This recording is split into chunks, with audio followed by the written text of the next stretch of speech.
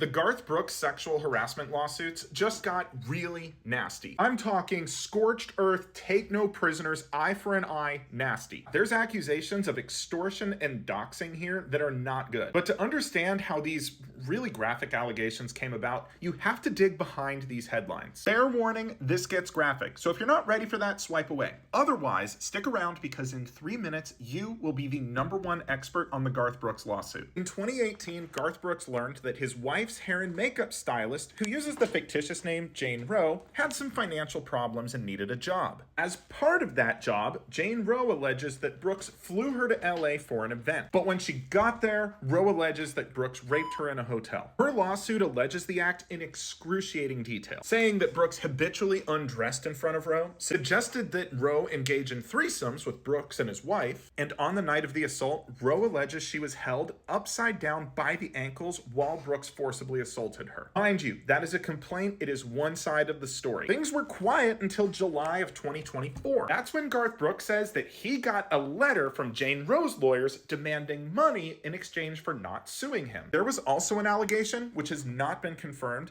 that Garth Brooks intended to hire someone to kill Jane Roes. I have to pause here because Garth Brooks is not only known as the #1 solo artist of all time, but also as a pretty stand-up guy. So I have to pause and ask, do you think there's any shot that that hitman accusation might be true? Tell me what you think. Back to the timeline, we don't know what happened after that first settlement demand. We do know that if negotiations occurred, they were not successful. Because on August 23rd, 2024, Roes' lawyers sent a final demand to Brooks, saying that they were going to file in California court unless they received a multi-million-dollar payment. That is when the gloves came off. Brooks not only rejected that demand, but he did a preemptive strike by filing a lawsuit of his own. On September 13th, 2024, Brooks sued Jane Roes for extortion and defamation in federal district court in Mississippi. When he did that, he used fictitious names for himself, John Doe, and his accuser, Jane Roes. Now, she threatened to sue him in California, but he sued her in Mississippi.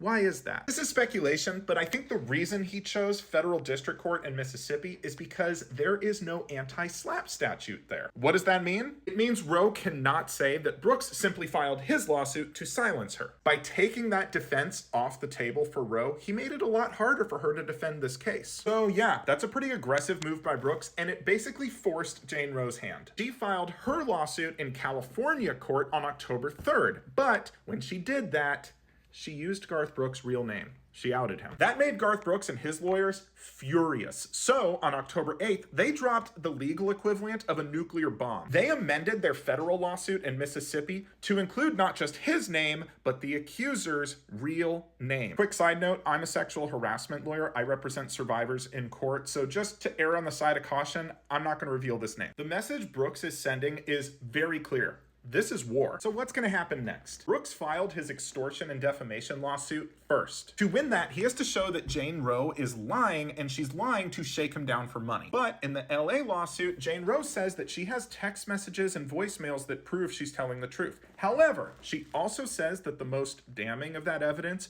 was surreptitiously deleted by Brooks. That'll be a problem for her, but if she can prove her case, then Garth Brooks' lawsuit will fail as a matter of law. But I want to know what you think. Was it wrong for Brooks to reveal his accuser's real name, or was he justified under these circumstances? And if you made it this far, you're clearly interested in legal content, so why not follow for more?